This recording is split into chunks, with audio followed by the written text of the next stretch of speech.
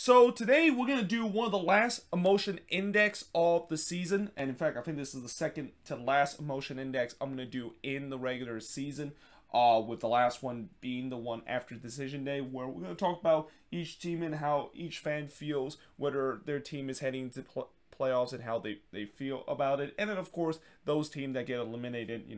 we'll see how they feel about how their season is going to go. And then once the playoffs is over and once MLS Cup is over, we'll do one last emotion index. I'll talk about how each of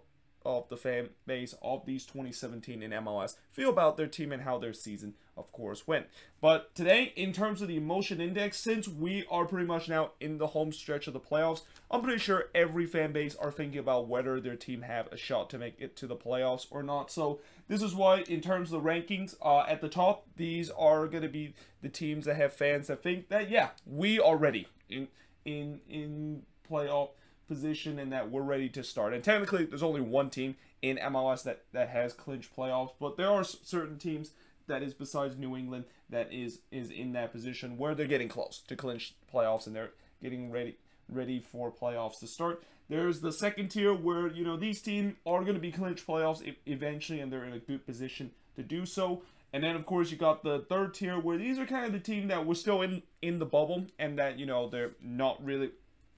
automatically guaranteed to make it to the playoffs, or the kind of teams that is like between like the 5th, 6th, 7th, 8th, 9th, 10th spot, and they're trying to get the last couple of playoff spot. Although that being said, in the Eastern Conference, as what I will talk about a little bit later, it does get a little bit interesting because it feels like the East is more wide open than what we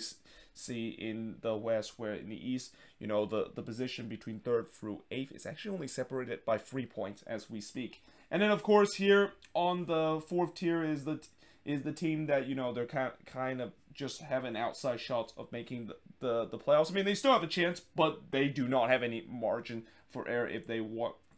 to potentially make it to the playoffs this year. And then, of course, the 5th tier is basically the tier where, yeah, these teams are just waiting for elimination. And so far, even though we have not had any team eliminated this season, it's getting close to that time. Like, I think in maybe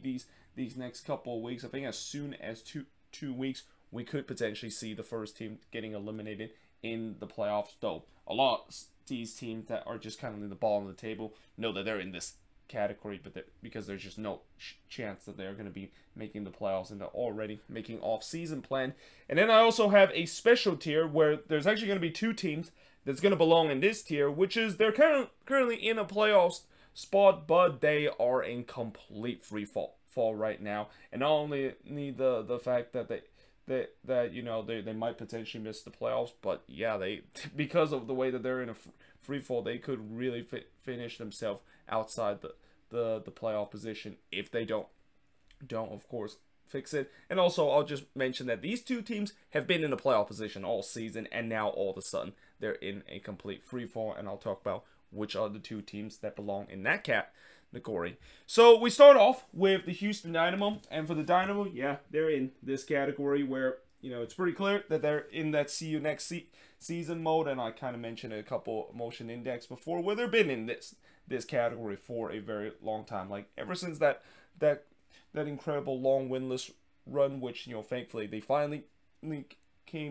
got that one to an end, which probably was one of the biggest achievement that Dynamo fans can see with their team. They've been in that see you next season mode for a very long time. Just looking forward to how next season is going to go. And you notice a lot of these teams that is in see you next season mode have at least somebody that has been fired in their team. And for the Houston Dynamo, even though their head coach Tab Ramos is still there, their GM Matt Jordan is no longer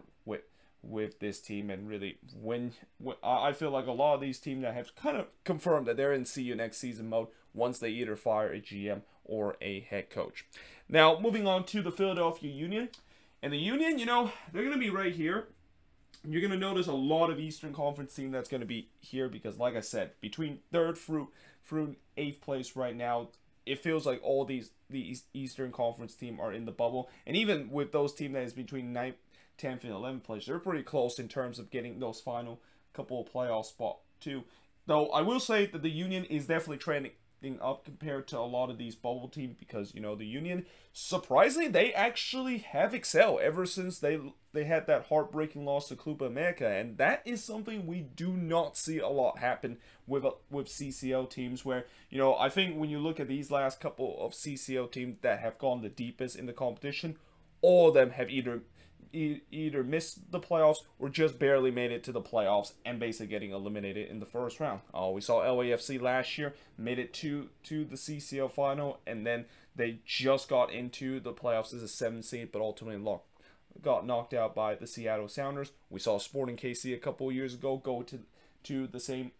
as far as the same place the Union did, which is the semifinal, and then they finished 11th in the standings. And we even see TFC just a couple of years ago where they went to the final of the CONCACAF Champions League and they had another disappointing season. So what I'm saying is, a lot of these teams that prioritize CCL and go deep into the competition, they tends to tank their MLS season. And that's just not been the case for the Union. And you got to give a lot of credit to this team and a lot of credit to Jim Curtin with the way that they're not giving up yet. And I thought when you look at when they got out of that competition, it looked like they were on verge of becoming one of those teams, because they were sitting in 9th place in the Eastern Conference. But, you know, with a couple of big wins in these last couple of weeks, have really got this team up in the standings. And if they can continue this good run that they've been in, they're definitely in this position where they look like they could potentially lock up a playoff spot and could potentially be in that 3rd position, because, like I said, between 3rd through all the way down to 10th place,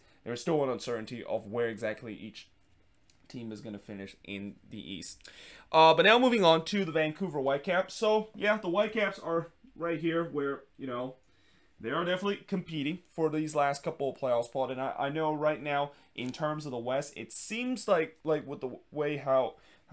looks like there's going to be just 2 positions in the West that is up for grabs. Well, actually, maybe 3 positions, because I'll talk about one team in the West that is in this category, and they are between the below the top 4 line. But yeah, there's 3 positions to fight for in the West in terms of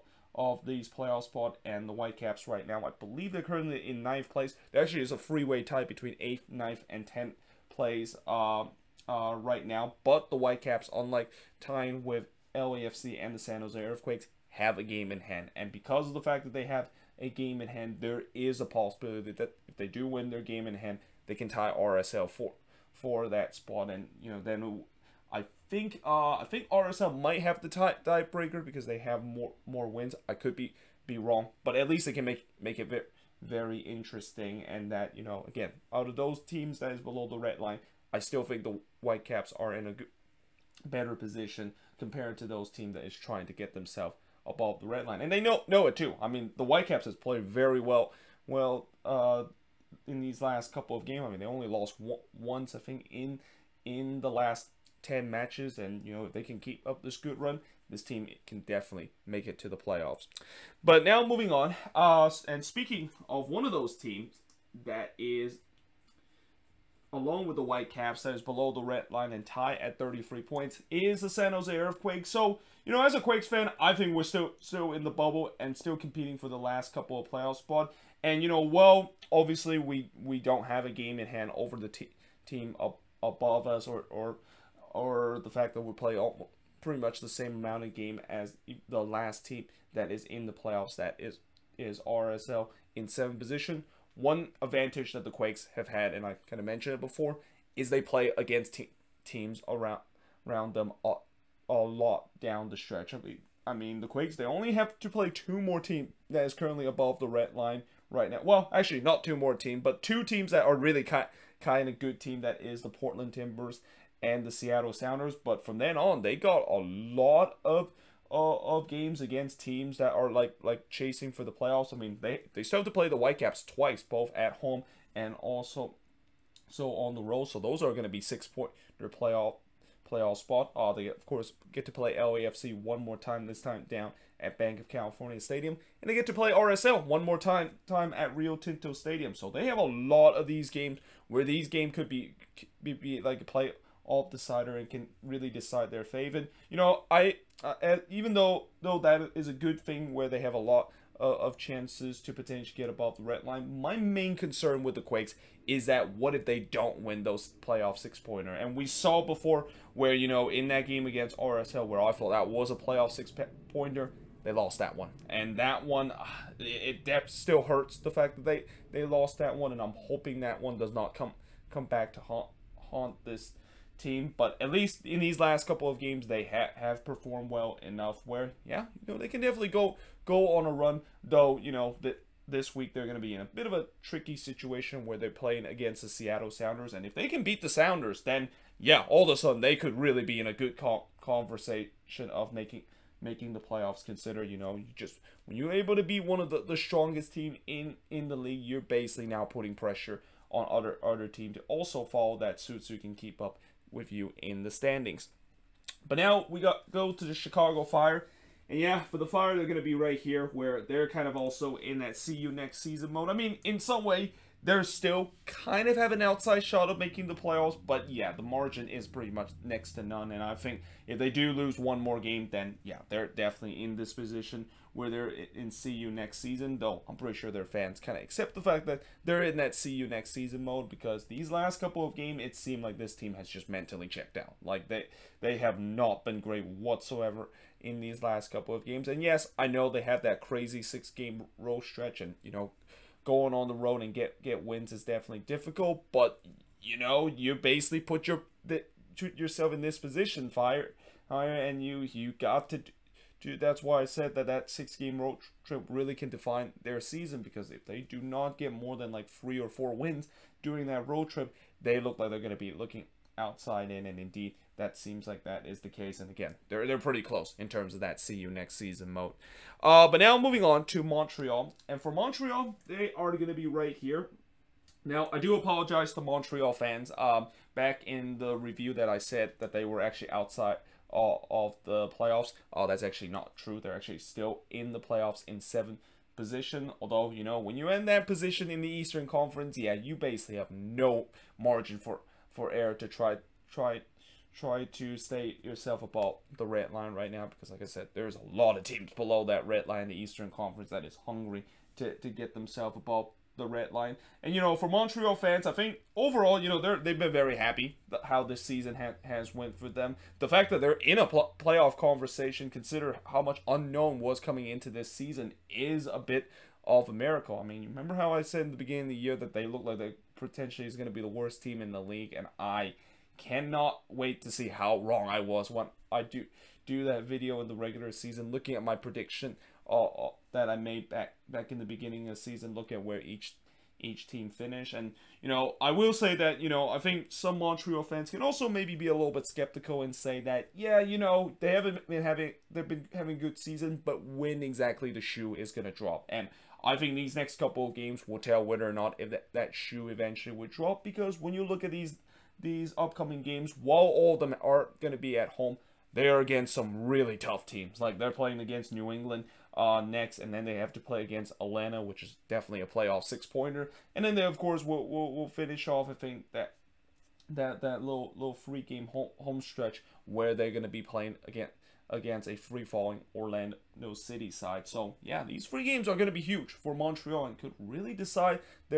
whether or not they can stay in this playoff race or quickly just slip out of the playoff race and, you know, have the usual kind of Montreal downfall as we've seen before with this team for the past couple of years.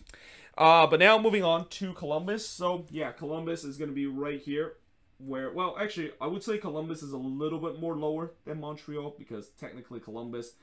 is not only not in the 8th position and just looking outside, and I think they're currently in 9th in the Eastern Conference. But one thing about the Crew is that, like what I said about Philly, they're starting to trend in the upward direction, where this team is starting to get wins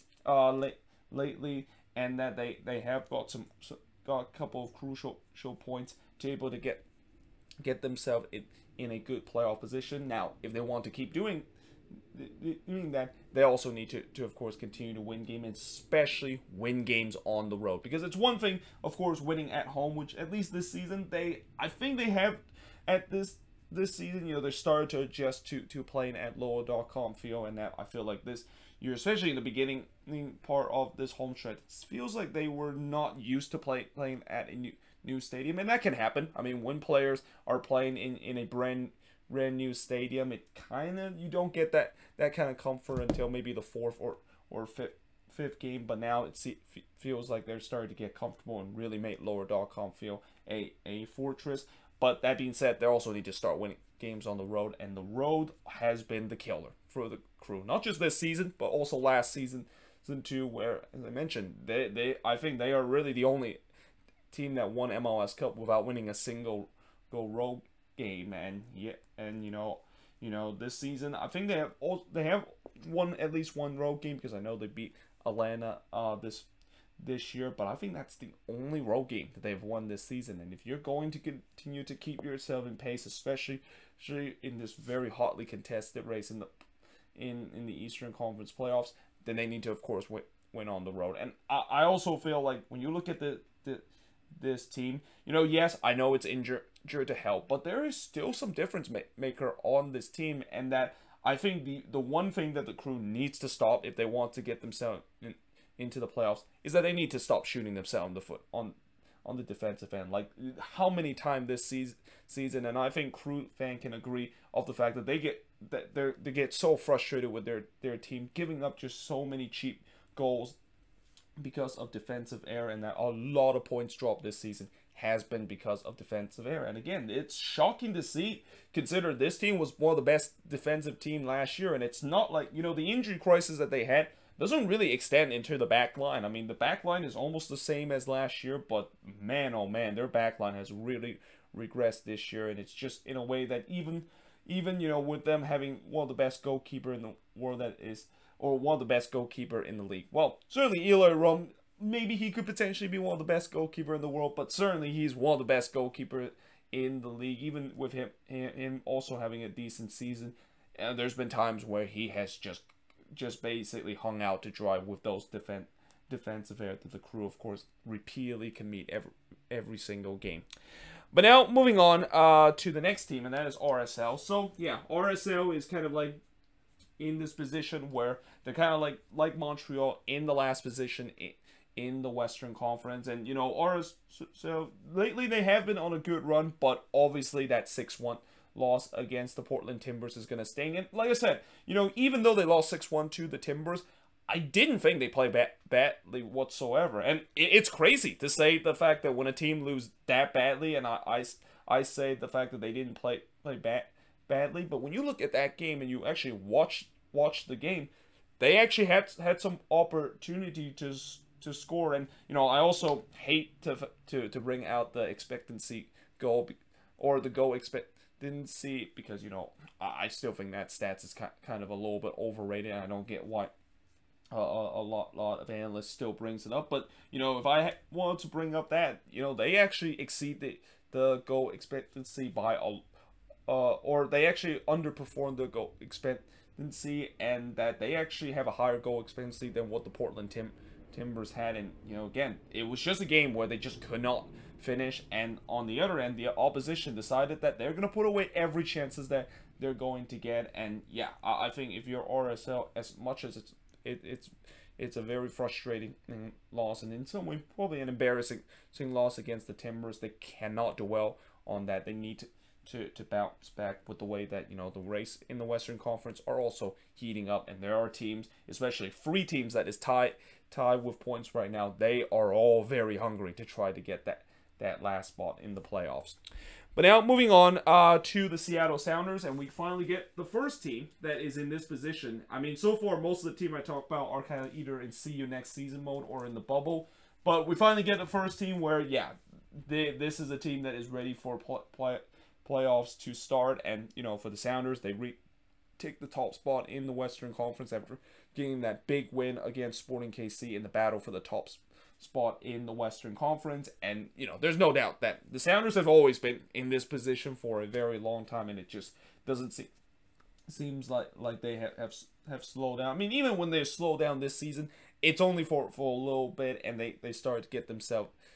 back into a good position to finish top spot in the Western Conference. And I truly think that they definitely have a shot to do so. Or maybe they'll potentially finish second again because, again, the Sounders, they just love to finish second place in the Western Conference with the way that they've been finishing that position for the past couple of years. But there's no doubt that they're just counting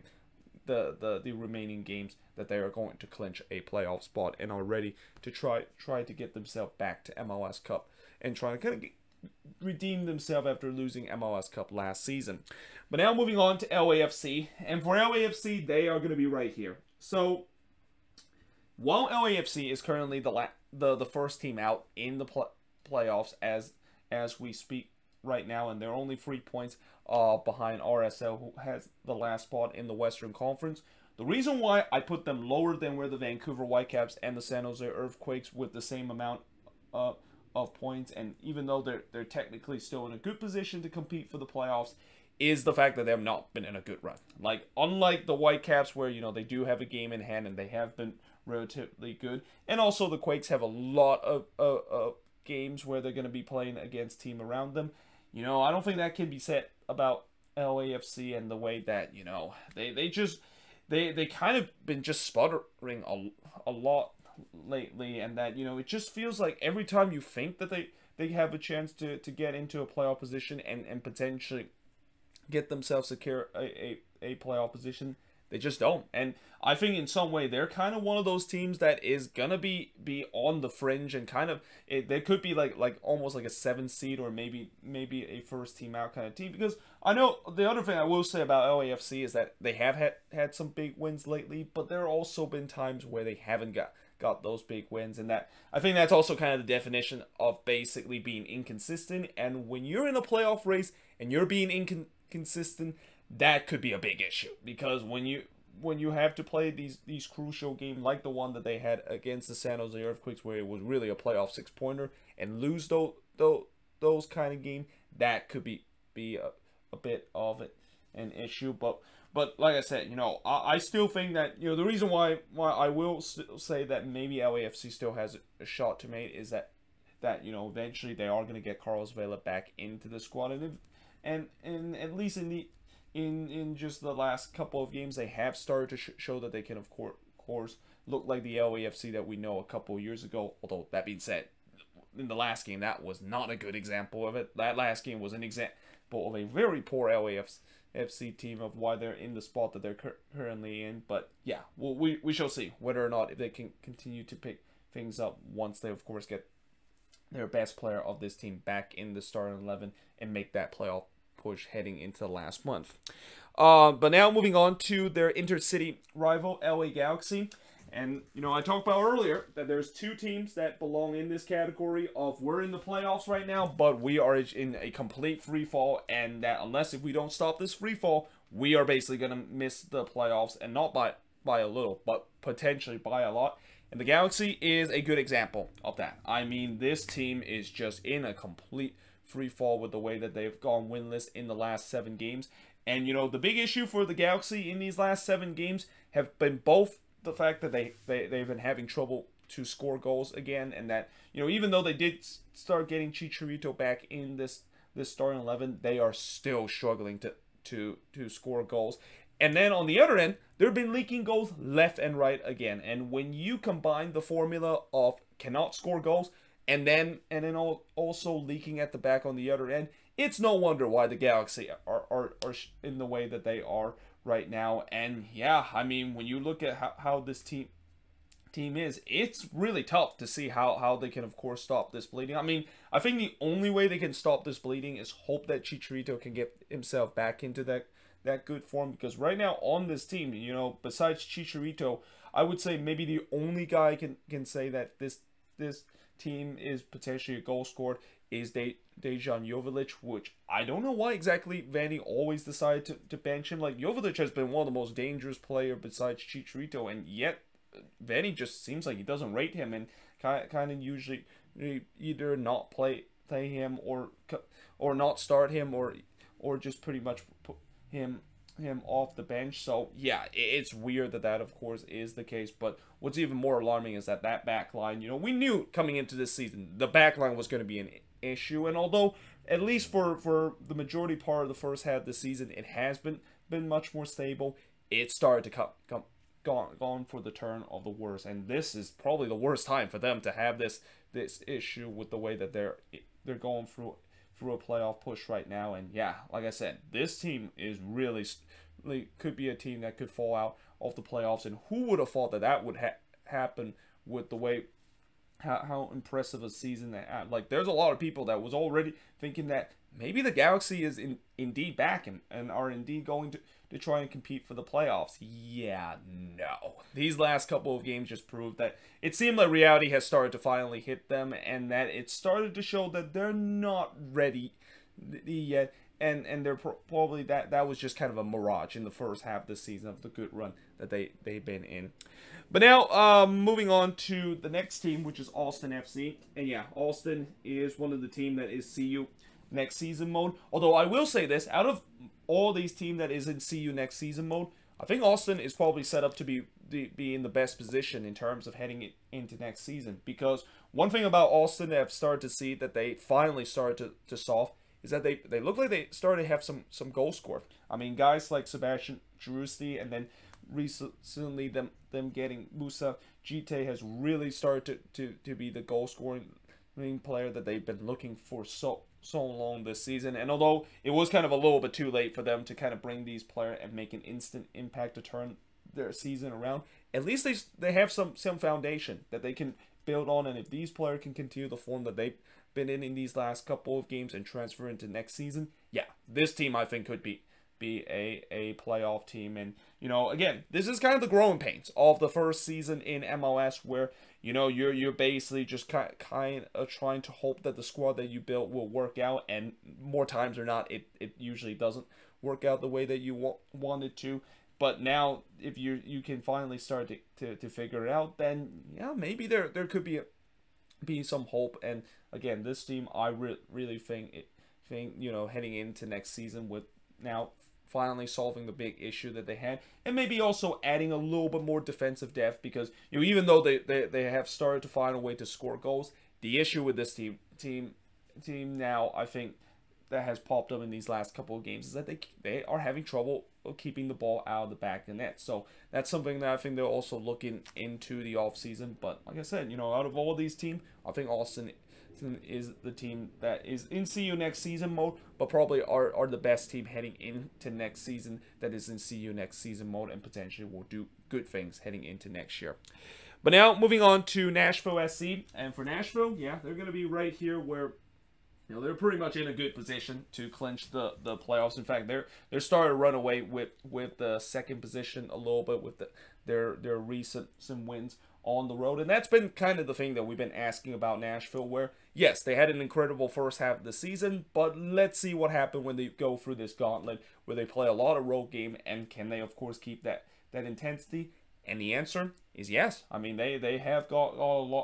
couple of road wins followed by getting wins at home continuously, and also stop kind of drawing a lot of games. Although that being said, they did drew the last game in that boring 0-0 draw with the Chicago Fire on the road, which I'm pretty sure Gary Smith was not happy with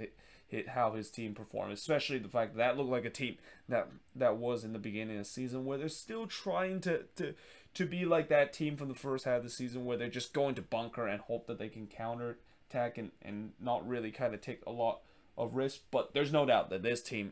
is definitely legit, and that, again, this is a team that I don't think a lot of team wants to play in the playoffs, especially with the way that they still have the fewest loss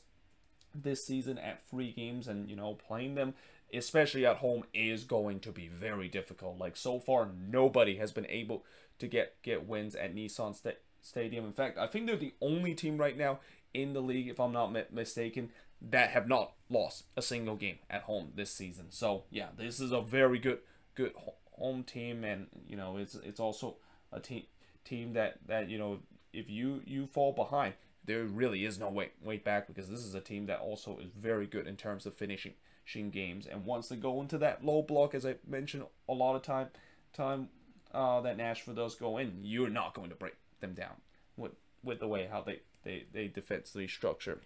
But now moving on to Toronto FC. So for TFC, yeah, they're going to be right here. And in fact, TFC, I think in these next couple of weeks, they could potentially be the first team that could be eliminated from the playoffs, because right now they're in the wooden spoon spot. And right now, as much as it's exciting to talk about the playoff race, we also want to talk about the wooden spoon race, where it's really started to get interesting, where there are a lot of teams that are still within touching distance of potentially winning this infamous award. Although, the one thing I always say about the wooden spoon award is that you need to lose games to win that award, unlike the other way where you need to win games to, of course, win trophy. But yeah, for TFC, I think they have made this wooden spoon race a little bit more interesting, because they have started to win games in the last couple of games. In fact, I think this team could have been eliminated as soon as this week if they didn't win these last couple of games that they have been in. But like I said, even with the last couple of wins, those were kind of wins that just are kind of just play spoiler to some of the team in the Eastern Conference, and they're just kind of in that see you next season mode, and just it's going to be also interesting to see how things are going to shake up with this team, with the way that they're still searching for a head coach. And I thought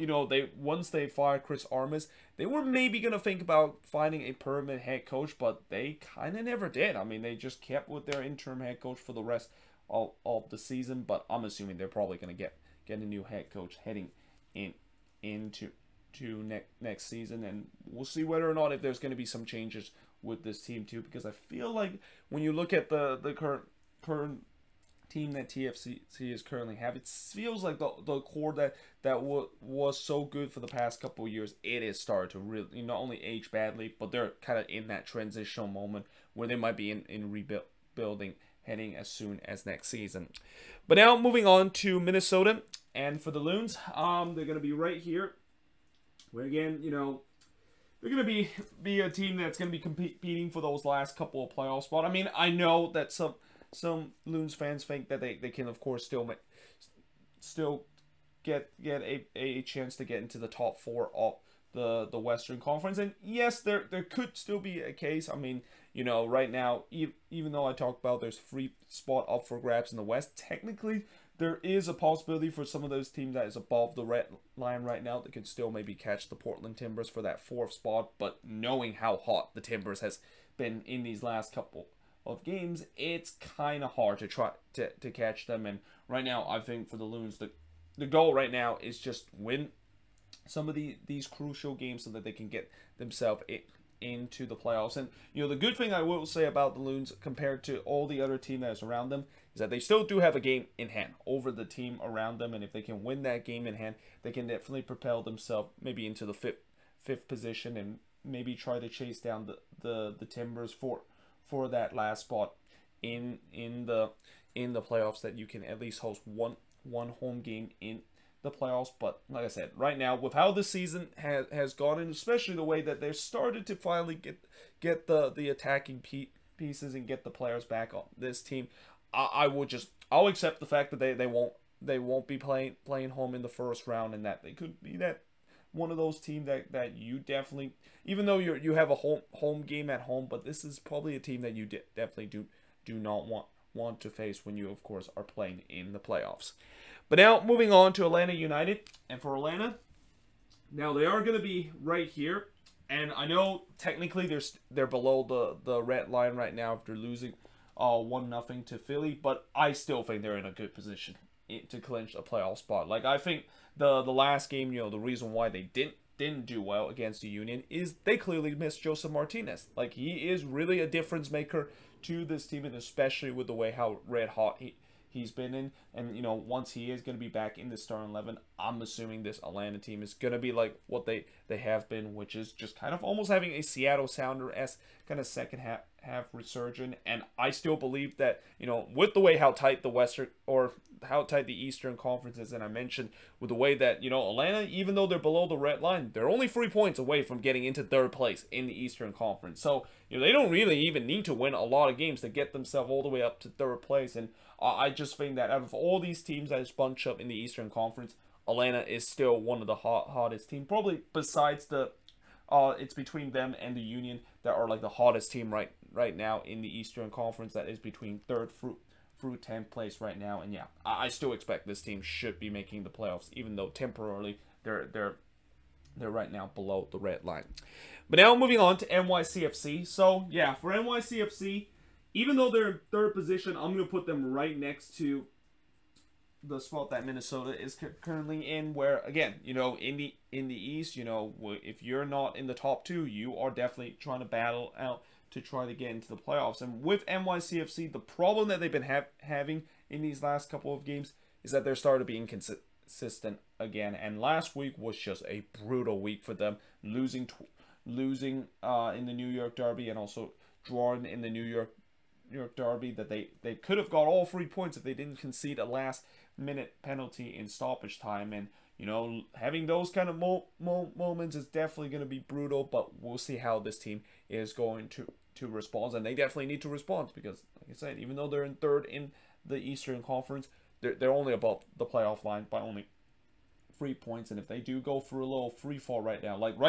with a lot of these Eastern Conference teams that is above the red line, they cannot afford to go for a free fall, because once you go for a free fall, there's going to be a team below you that is going to try to capitalize. And I'll talk about a little bit later that there is one team that is in that free fall, and that team looked like could potentially miss the playoffs. But now we'll talk about NYCFC intercity rival, that is the New York Red Bulls. So the Red Bulls are going to be right here. So I haven't put a lot of team in this fourth tier so far, because a lot of team right now, I still think that they are kind of like in the bubble, or the fact that these are going to be teams that pretty much are in see you next season mode. But I think the Red Bulls are a good example of a team that they still have an outside shot, but the margin for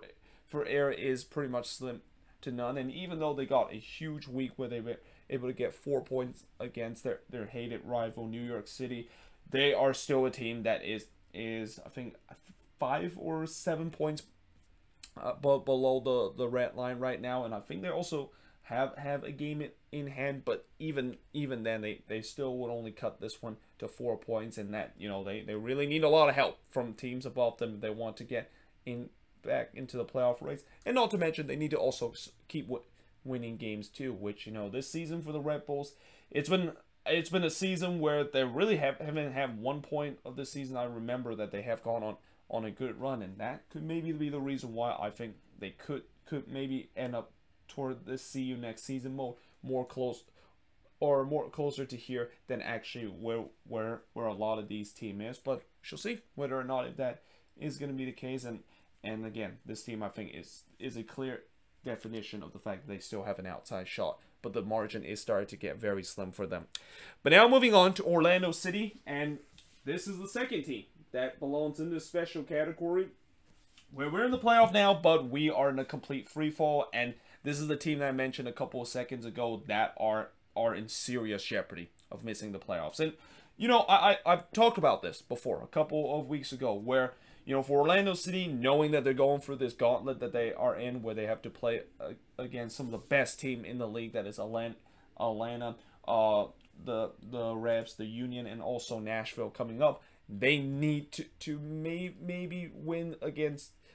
teams beforehand to get points before they set up that gauntlet of a run. And one of those teams that they could have got all 3 points during this gauntlet run is Montreal, but they lost that game, and they also kind of lost their discipline in that game to getting 2 men sent off. And now all of a sudden they're kind of going to head to the next game a little bit short-handed, and it was kind of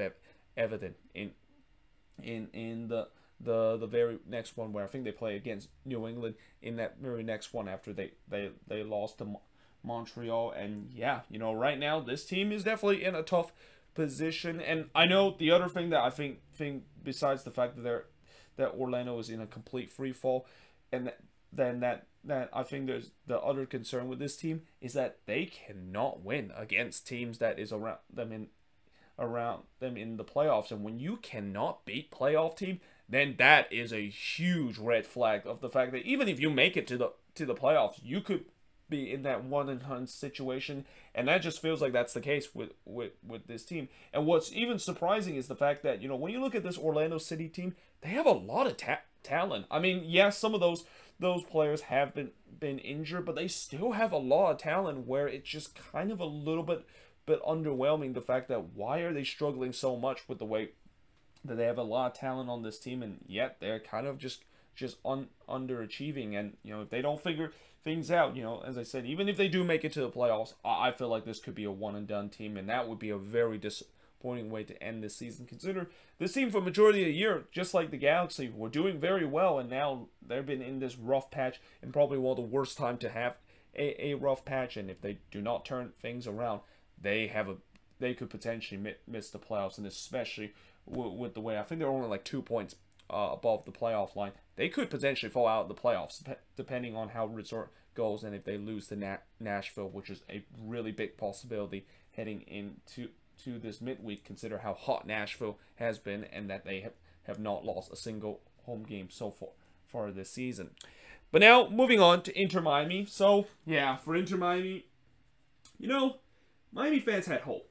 They actually a couple of weeks ago was going to be right here where there is hope that they can definitely get into the playoffs, because they started to also become one of the hottest team in the league. But then the last two games happened. Now, I will say this, the last game, they were incredibly shorthanded against Nashville, and it looked like they were set up to fail with the way that they were just kind of using a makeshift back line and just kind of almost putting a very similar reserve kind of squad that they put against Nashville in the playoffs last season. And it's unsurprisingly, it absolutely fell and blow up in their face. But now I think for Inter Miami, there's no doubt that they need to find a way to turn these last two games that really have started to look like the Inter Miami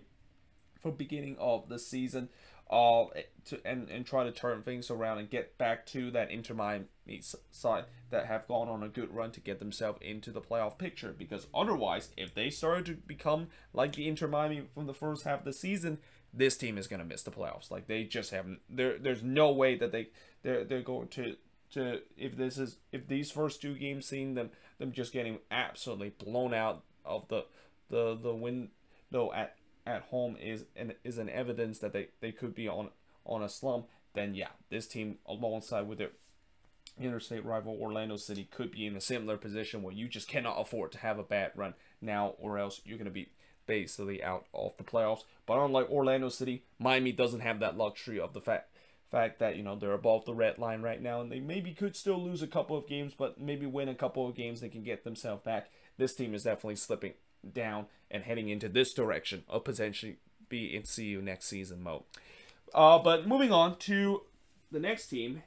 and that of course is FC Cincinnati, who is in see you next season mode pretty much for a very long time right now. And in some way they kind of all but confirmed that this week by firing Jaap Stam, and it's something that I'm definitely going to do a video talk about what went wrong with Jaap Stam with FC Cincinnati. And in some way I would say that if there is a firing this season that has kind of been coming, and in some way kind of been overdue this year, it's Jaap Stam at FC Cincinnati. Like, I feel like he probably could have been fired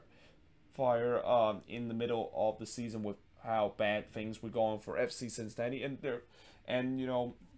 it's kind of interesting that they kind of waited until now to do so. But I guess maybe they wait till now to do so, considering they still think that maybe they can turn things around. And no, yeah, they're really now in the spot where it was like the first 3 years of the first couple of years into the league, which is they're chasing for Wooden Spoon award rather than potentially making the playoffs, and doesn't seem like they have made any progress that they have, that this was supposed to be the year to do so. And yeah, they're in a process where I think they might have to go through a tear down again, and hope to build a foundation, and hope that the fourth try will actually be the charm this time, that FC Cincinnati could actually be a competitive team. But now moving on to the Portland Timbers. Yeah, the Timbers are right here where they're definitely in a good position to clinch the playoffs soon, and with how hot that they have been, and I think right now, if you not include Sporting KC and Seattle Sounders, they're actually right now the hottest team right now in the Western Conference. Like, this team, ever since that win against the Sounders in the Cascadia Derby, they have excelled to a position where this was kind of the Portland Timbers that I expected this season, where they kind of in these last couple of games started to go back to their old formula and started to kind of go with the bread and butter count their attack style thing, which you know, it was just so lethal in that game against RSL. Like, that was probably the best display I've seen the Timbers play on the counter attack, and really just trying to catch the other team off guard that I have seen throughout the entire part of this season. And it's no surprise they walk out big winners in this. And again, I just don't see this team slowing down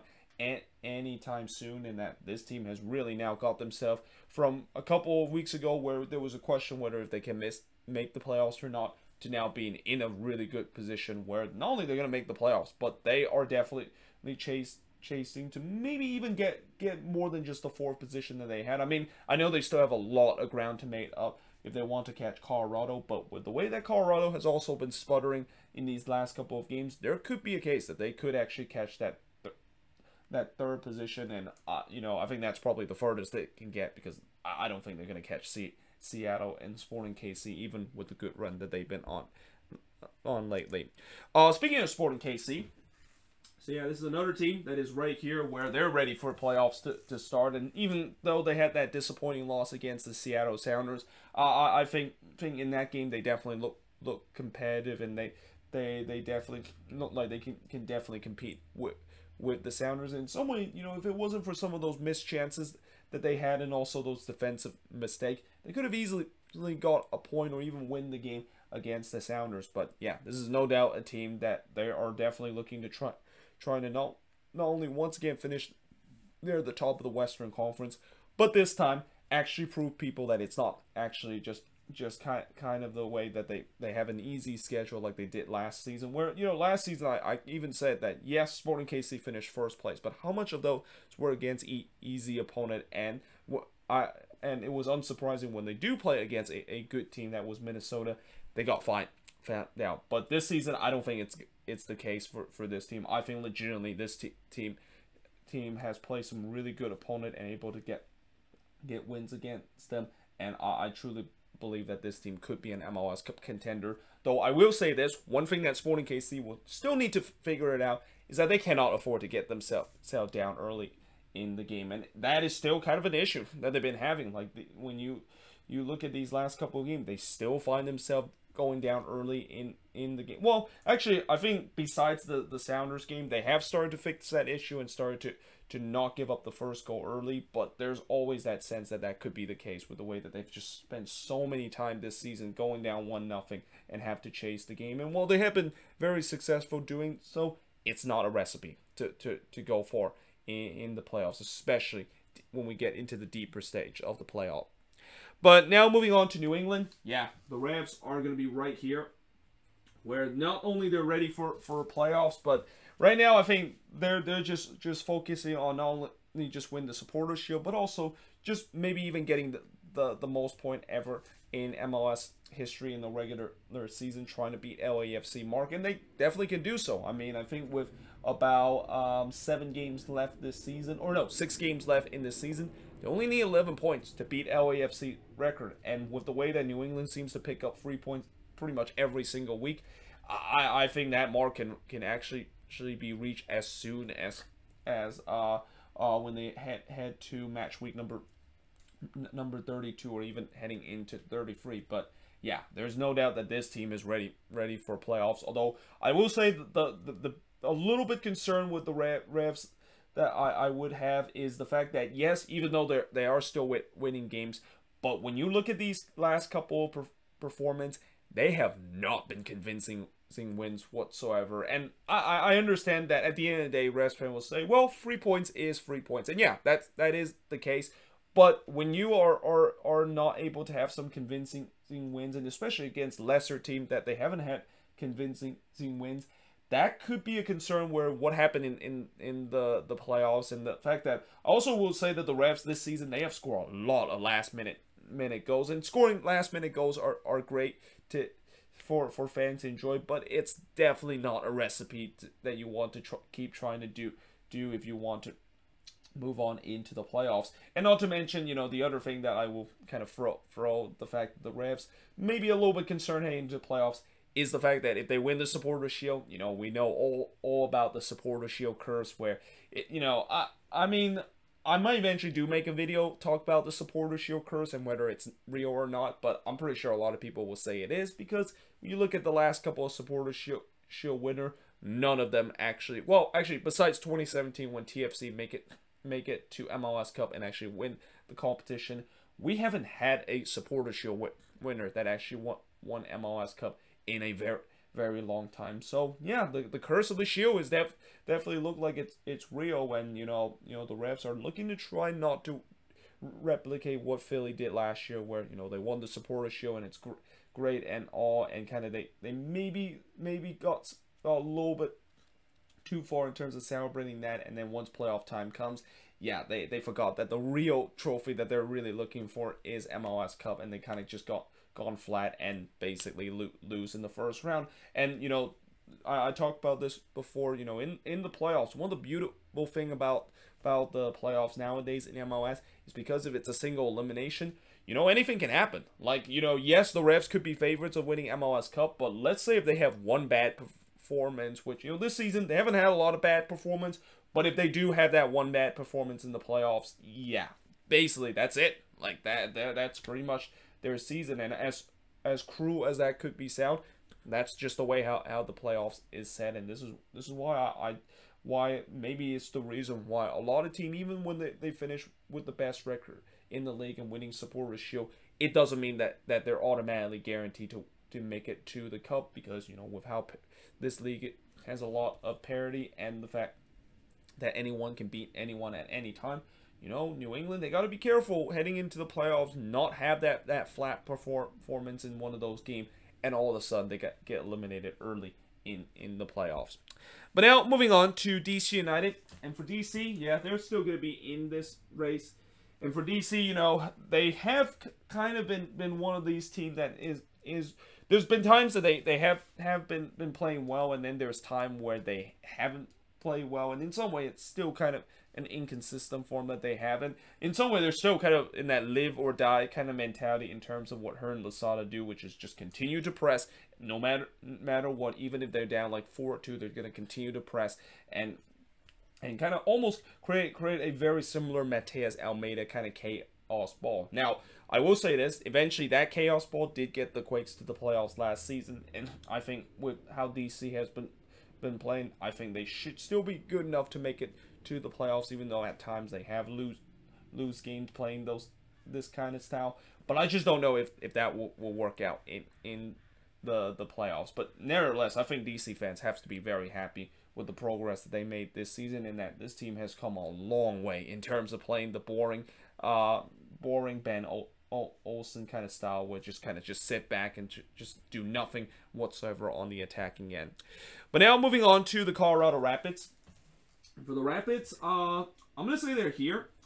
but there is definitely a case that they could maybe be belonging in this position too, where yeah, wins have started to come rare for this Rapids team. Like, they have only won one game out of their last 6 games, and as I mentioned in the review, the big issue why the Rapids have struggled to get win lately is that the goal well has started to run dry. And I think the reason why the goal well started to run dry is that,